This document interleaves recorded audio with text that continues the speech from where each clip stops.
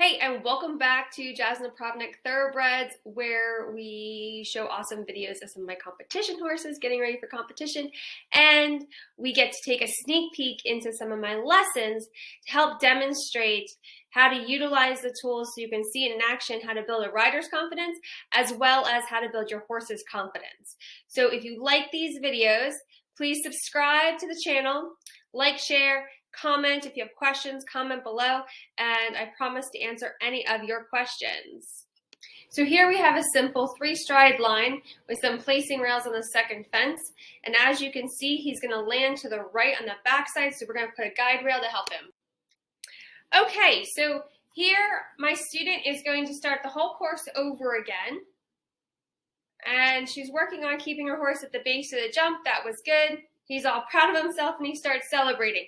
Now, she doesn't really reprimand him because it's a happy thing, but she does stay hyper-focused on what she wants. She brought him back to the trot to get his focus for the next jump. Again, she's staying hyper-focused on what she wants versus worrying about what she doesn't want. Was that the prettiest jump in the world? No. But again, she's not going to worry about that. She's going to continue keeping her mindset going forward. Again, the horse was exuberant there, but he was balanced. He jumped it well, and she was able to stay with him. So now we go and approach this 3-stride line where I put the guide rail on the backside, and he's like, oh my goodness, what is that? I don't like it. So she's giving him a moment, and a moment just to observe the guide rail, realize it's not going to jump out at him, let him see that it's there. Now, unfortunately, in this moment, that stop has rattled her mentally. Megan has been working very hard on building up tools to stay in the present moment, so when something like that happens, fear doesn't take over. This is a very common thing that happens to a lot of riders. They have an incident, a stop, a refusal, something like that, and then then the fear takes over, and the mind goes down the rabbit hole. And so she's taking a moment to collect herself and bring her mind back to the present moment, instead of allowing fear to take over, and then that negative self-chatter starts, the what ifs, the oh my gods, I don't know if I'm good enough, all that sort of stuff can start if you don't bring your mind back into the present moment. So she's using her breathing techniques of square breathing and getting her mind back, because she knows it's important that she needs to have her mind in the present moment, find her confidence again before she can ask her horse to do any task, really. So, okay, she feels like she's back in the present moment. She's going to ask her horse now to pick up the trot, and we're going to reapproach that line and see if his mental tools are now above the pressure created by the ground pole, by the guide rail in this scenario.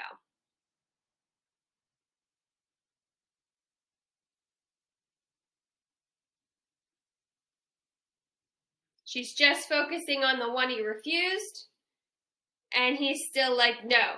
So he's telling us that his mental tools are less than the pressure or the stress or the anxiety, less than the pressure created by the guide rail. Okay, so what we're going to do here is we're going to use the seen to work on the unseen. The seen thing is jumping the jump. The unseen thing is his mental tools. Okay, some horses and riders are going to have more than others. So instead of turning him around and trying to jump it as it was, we've lowered the pressure by lowering the jump to a level that's below his mental tools. So his mental tools are equal to or greater than some poles on the ground with the placing poles and the guide rail. So she's going to come around again. I've left the poles on the ground as they were. We want to check to see that his mental tools are really equal to or greater than, and yes, they are. So now he's starting to rebuild his confidence. I'm going to go and put the rail up a little bit, not to its full height. You can see I've just put it on the lower cup. So this is a little bit more pressure added by the height of the fence, but not all the pressure that she had in the beginning.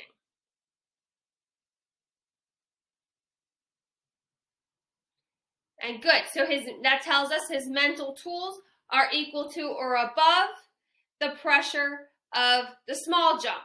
Now we're going to go ahead and put it up to its original height. She's going to come around again. So now we've got 2 placing rails, a guide rail, and the fence at its original height. Good. And he says, yes, my mental tools are equal to or greater than the pressure of the full-size fence, the 2 placing rails, and the guide rail. So now she's going to come around, and she's going to add back in the first element of this line. And adding the first element is now raising the pressure threshold. So we're going to see, is his mental tools equal to or greater than both fences with all the rails? And he says, no, they're not. Now, a lot of times this could be perceived as a bad horse. We're going to be aggressive. We're going to get mad at the horse. But just like people, when we're trying to learn something and someone is just angry that we're not doing it, even if we're trying our best, and that best might look different than our best yesterday or our best tomorrow. So really what we're focusing on is the unseen. He's telling us my mental tools, my stress level, his mental tools are less than the pressure created by the 2 fences with the 2 placing rails and the guide rail. Now, we have to let go of our human subjectivity that it shouldn't be that way. He should be able to do this. He jumped both fences. He jumped the 1 fence with the guide rail at full height. So he should be better than this. Anyways, we've brought back down the fence height and give him confidence that he can achieve the scene thing of jumping the jump. So now we're going to go back around again. And so every time he shows us that his mental tools are equal to or greater than the pressure created by what we're asking him to do, we add a little bit more pressure to test his mental tool level.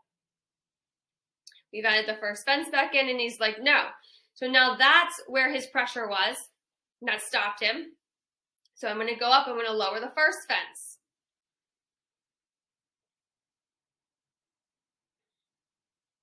Again, we don't really get mad at him. If I had better timing, I was closer by, I could have let him stand there and put it all back down. But we're going to give him a try at this. So the fence is a little bit lower, but not completely down. But we still have both elements. 1 fence. He says no. So the second fence is still at its original height. I'm going to come over and put it down, and he's going to walk over it. We're going to finish the scene thing to help him build his mental tools. This is also a way, don't let your horse get away with it sort of thing. This is also a way not to teach him that he can avoid doing something while allowing him to build his mental tools. So we constantly want to help him build his confidence. And if he can trust us to listen to him and listen to what he's trying to tell us through his behavior, he will trust us more when fear pops up. So we've got 1 small fence, 2 small fences. Great. So that's where we know his mental tools are equal to or greater than 2 small fences with the 2 placing poles and the guide rail. So now we're going to come around and do it again.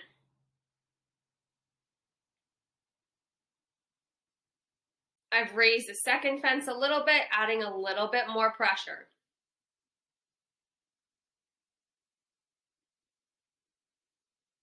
One fence. Nope.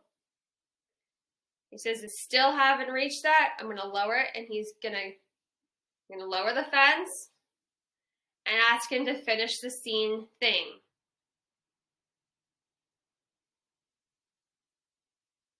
So we're going to come around and start over again. This can be particularly trying on someone's patience, but I promise you, if you give the horse the patience and allow the progress to not be linear, you will come out with a more confident horse. And the rider here is doing a great job staying present and not letting frustration take over, that it's not happening fast enough. She is detached from the outcome and allowing the horse to guide us in the timing. Good. 2 jumps, 2 placing poles, the guide rail. Now I'm going to build the second fence up again.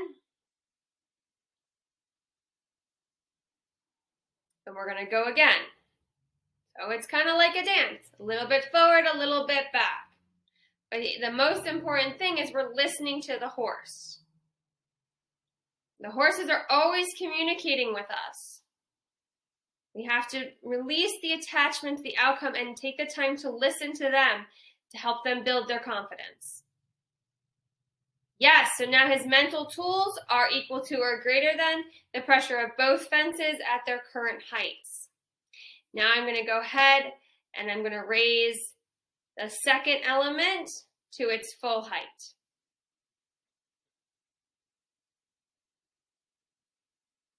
We're keeping the first element low. The second element is at its original full height. We're going to listen to where his mental tools are now. 1 jump. Very confident. Great. So now we know his mental tools are equal to or greater than a small first fence, a full-size second fence with 2 ground rails, and 2 placing rails, and that guide rail. And I'm sure my rider just wants to be done right now, but we haven't quite finished the exercise because we do want to bring his mental tools all the way back up to the original thing that we asked. So I've raised the first element of this in and out. And so now we are back to the original setup, 2 fences, 2 placing poles in the second fence, and the guide rail, and the fences are at their original height. 1 fence, 2 fences. Excellent. Lots and lots of praise. You cannot overpraise your horse. Thank you so much for taking the time to watch this. I hope that you enjoyed this, as well as perhaps learned something that you can utilize for yourself in your own training or even with your students. Again, if you like this, please subscribe to the channel, like, share, and comment below with any questions.